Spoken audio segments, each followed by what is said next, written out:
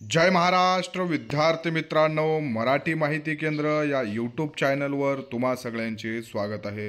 तुमच्यासाठी अजून एक नवीन पदभरतीची जाहिरात प्रसिद्ध झालेली आहे आणि त्याविषयीची माहिती घेऊन आज तुमच्यासमोर आलेलो आहे। All India institute of medical science new Delhi, यालाच आपण एम्स या नावाने ओळखतो, यामध्ये एक 22 जुलै रोजी जाहिरात प्रसिद्ध झालेली आहे। यामध्ये बघा, स्टाफ नर्स ज्या असतात, अधिपरिचारिका, यांच्यासाठी ही पदभरती निघालेली आहे। खूप जास्त प्रमाणामध्ये याच्यामध्ये वॅकन्सीज ज्या आहेत त्या भरून घेतल्या जात आहेत। ऑनलाईन ॲप्लिकेशन तुम्हाला करायचं असणार आहे या पदभरतीसाठी आणि कॉमन इलिजिबिलिटी जे टेस्ट असणार आहे ती टेस्ट तुमची या पदभरतीसाठी घेण्यात येणार आहे।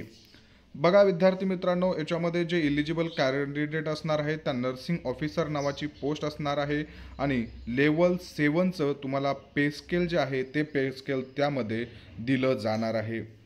क्वालिफिकेशन काय लागणार आहे तुम्हाला विद्यार्थी मित्रांनो बघून घ्यायचं आहे।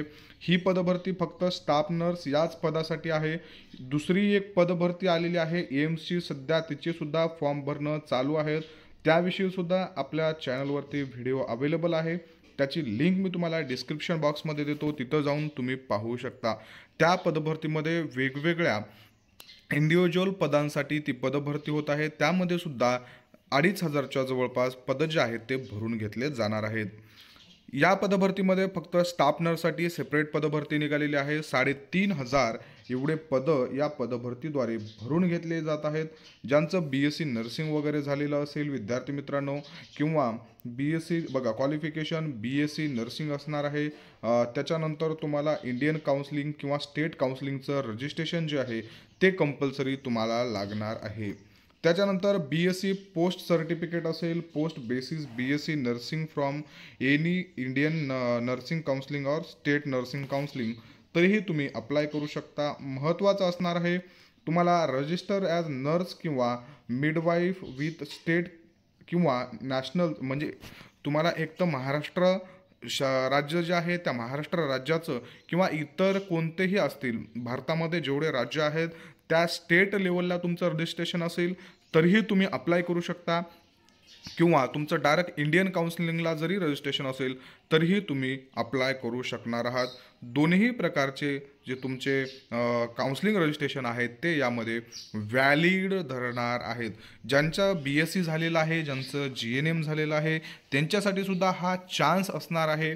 त्या विद्यार्थ्यांनी BSc नर्सिंग किंवा GNM नंतर पॅरामेडिकल काउन्सिलिंग महाराष्ट्र असेल किंवा इंडियन काउन्सिलिंग असेल किंवा भारत देशातील जे काही स्टेट आहेत त्या स्टेटमधले त्यांनी रजिस्ट्रेशन केलं असेल तर ते इथं अप्लाय करू शकणार आहेत। त्यानंतर बघा, त्याच्यानंतर तुम्हाला वरती इसेन्शियल क्वालिफिकेशन दिलेलं आहे BScचं, परंतु विद्यार्थी मित्रांनो ज्यांचं diploma in general nursing midwife म्हणजेच GNM झालेलं असेल ते सुद्धा तिथं अप्लाय करू शकतात। फक्त ज्यांची BSc झालेली आहे त्यांना एक्सपिरियन्स कंपल्सरी नाही आहे, आणि ज्यांचं GNM झालेलं आहे त्यांना कमीत कमी 2 वर्षाचा 50 बेड असणाऱ्या हॉस्पिटलमधला एक्सपिरियन्स असणं गरजेचं असणार आहे। हा तेवढा एकच फरक आहे डिप्लोमा आणि डिग्रीच्या विद्यार्थ्यांमध्ये। विद्यार्थी मित्रांनो, एज लिमिट काय असणार आहे बघा, फॉर ऑल एम्स बिटवीन 18 ते 30, ज्या काही एम्समध्ये महाराष्ट्रातली असेल किंवा भारत देशात जेवढ्या एम्स आहेत त्या एम्स हॉस्पिटलमध्ये 18 वर्षापासून 30 वर्षापर्यंत वयोमर्यादा ठेवण्यात आलेली आहे। 30 वर्षाच्या वरील कॅन्डिडेट जे आहेत ते इथं अप्लाय करू शकणार नाही आहेत। विद्यार्थी मित्रांनो, याचं एज रिलॅक्सेशनसुद्धा दिलं जात असतं बघा। एज रिलॅक्सेशन तुम्हाला कॅटेगरी वाईज जे आहे ते दिलं गेलेलं आहे। SC ST कॅन्डिडेटसाठी 5 वर्षाची सूट आहे, OBC साठी 3 वर्षाची, PWBD कॅन्डिडेट असेल तर 10 वर्षाची इथं तक्ता दिलेला आहे, बाकीचं तुम्ही पाहून घेऊ शकता। त्यानंतर एक्झाम फीस किती लागणार आहे, किती ठेवलेली आहे एक्झाम फीस तुम्हाला फॉर्म अप्लाय करण्यासाठी, तर जनरल किंवा OBC कॅन्डिडेट जे आहेत त्यांना प्रत्येकी 3000 रुपये लागणार आहेत हा फॉर्म फिल करण्यासाठी। त्याचबरोबर SC ST किंवा EWS कॅन्डिडेट असतील तर त्यांना 2400 रुपये एवढी फीस लागणार आहे। PWBD कॅन्डिडेट जर असतील विद्यार्थी मित्रांनो तर तिथं कोणत्याही प्रकारची फीस जी आहे ती तुम्हाला घेतली जाणार नाहीये। फॉर्म कशा पद्धतीनं करायचा आहे, जनरल इंस्ट्रक्शन्स काय आहेत. विद्यार्थी मित्रांनो बघा, ऑनलाईन पद्धतीनं तुम्हाला फक्त फॉर्म करायचे आहे. त्याची ऑनलाईन एक्झाम होईल. तुम्हाला या वेबसाईट जी दिलेली आहे www.aiimsex.ac.in या वेबसाईटवरती जाऊन ऑनलाईन पद्धतीनं फॉर्म भरायचा आहे. फॉर्म भरण्यासाठी तुम्हाला 22 जुलैपासून 18 ऑगस्टपर्यंत तारीख दिलेली आहे. 18 ऑगस्टला तुम्ही 5 वाजेपर्यंत या पदासाठी फॉर्म जे आहे ते फिल करू शकणार आहात. तुम्हाला विद्यार्थी मित्रांनो याच्यामध्ये त्यांनी सांगितलेलं आहे बघा हायलाईट करून की all the application are advise to keep a copy of application from with them. तुम्ही ऑनलाईन पद्धतीनं फॉर्म भरल्याच्या नंतर त्याची एक हार्ड कॉपी ठेवायची आहे. तुमच्याकडं तुम्ही पेमेंट सक्सेस झालेलं आहे याचीसुद्धा एक तुमच्याकडं कॉपी ठेवायची आहे. त्याचं रेकॉर्ड तुम्ही मेंटेन करायचं आहे. त्यामुळं तुम्ही लक्षात ठेवा, ईमेल जे आहे, लेटर जे आहे ते कशाही पद्धतीचं तुम्ही जर केलात तर त्याच्यामध्ये कन्सिडर केल्या जात नाही. विद्यार्थी मित्रांनो, तुम्हाला ऑनलाईन पद्धतीनंच फॉर्म जो आहे तो फिल करायचा आहे. त्यानंतर बघा, जे पोर्टल आहे ते पोर्टल तुम्हाला संध्याकाळी 11 ऑगस्टपर्यंत संध्याकाळी 5 वाजेपर्यंत चालू असणार आहे. त्या वेळेमध्ये तुम्हाला तिथं अप्लाय करून घ्यायचं असणार आहे. त्याच्यामध्ये नो ऑब्जेक्शन सर्टिफिकेट तुम्हाला जोडावं लागणार आहे. म्हणजे तुम्ही जर आता महाराष्ट्र शासनाचा असेल, एखाद्या स्टेट लेवलला असेल किंवा तुम्ही सेंट्रल लेवलला असेल, कुठल्या प्रायव्हेट किंवा शासकीय संस्थेमध्ये कामाला आहात, तुम्ही जॉब करत आहात आणि काम करत करत तुम्हाला अप्लाय करायचं आहे, तर तुम्ही ज्या संस्थेला ज्या गव्हर्नमेंट असेल किंवा प्रायव्हेट संस्थेच्या अंडर काम करताय तिथलं नो ऑब्जेक्शन सर्टिफिकेट तुम्हाला घेऊन तिथं अपलोड करायचं असणार आहे. अदरवाईज तुम्ही जर काम करत नसाल तर त्याची काहीही गरज नसणार आहे. तुम्हाला एज लिमिटविषयी तर मी सांगितलेलंच आहे. त्यानंतर बघा विद्यार्थी मित्रांनो, पुढील महत्त्वाच्या माहिती ज्या आहेत, कास्ट कॅटेगरी सर्टिफिकेट वगैरे जे असतील या मुद्दा तुम्ही पाहून घ्या.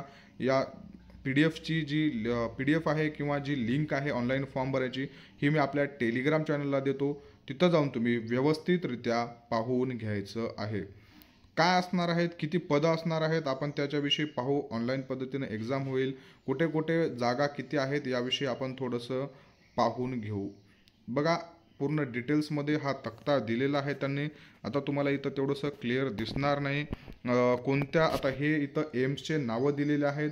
फिमेलसाठी, मेलसाठी आणि PWD फिमेल, त्याच्याबरोबर मेल PWD कॅन्डिडेट जे आहेत त्यांच्या अनरिझर्वच्या इतक्या जागा, OBC अशा तुम्हाला इथं या पद्धतीनं जे आहे ते कास्ट वाईज आणि या पद्धतीनं जे आहे ते कोणत्या एम्समध्ये किती जागा आहेत या पद्धतीनं माहिती दिली आहे.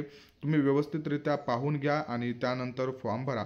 आता आपण विद्यार्थी मित्रांनो बघितलं तर बघा, तुम्हाला 10 नंबरला नागपूर बघायला मिळेल. नागपूरमध्ये एकूण ज्या जागा आहेत ते जागा बघा 221 जागा आहेत. त्यामध्ये 61 जागा जे आहेत ते फिमेलसाठी आणि 15 जागा मेलसाठी अशा ठेवण्यात आलेल्या आहेत. अनरिझर्वसाठी, ओपन कॅटेगरीसाठी 15 मेलसाठी तर 61 जागा फिमेलसाठी ठेवण्यात आलेल्या आहेत. 221 जागा ज्या आहेत ते पूर्ण जागा असणार आहेत. दिल्लीमध्ये 350 जागा विद्यार्थी मित्रांनो आहेत. त्यानंतर बघा मुंबईमधलं जे एम्स आहे त्या एम्समध्ये फक्त आणि फक्त एकच जागा भरून घेतली जाणार आहे. त्यामध्ये त्यांनी काय रिझर्वेशन वगैरे काही दिलेलं नाही आहे तेवढं. त्यानंतर पुढे महाराष्ट्रातले दुसरे तर GMC जे एम्स आहेत त्या एम्सवर तर दिसत नाही याच्यामध्ये. विद्यार्थी मित्रांनो, तुम्ही महाराष्ट्रातले जर कॅन्डिडेट असाल तर लवकरच DMERची सुद्धा पदभरती निघणार आहे स्टाफ नर्स या पदासाठी. त्यामुळे तुमचा अभ्यास नक्की चालू ठेवा. तुम्ही इलिजिबल असाल तर या पदभरतीसाठी सुद्धा नक्की फॉर्म भरा. विद्यार्थी मित्रांनो, तुम्हाला दिलेली माहिती आवडली असेल तर व्हिडिओला लाईक करा, चॅनलला सबस्क्राईब करा आणि सगळे PDF नोट्स मिळवण्यासाठी टेलिग्राम चॅनल नक्की जॉईन करा. धन्यवाद.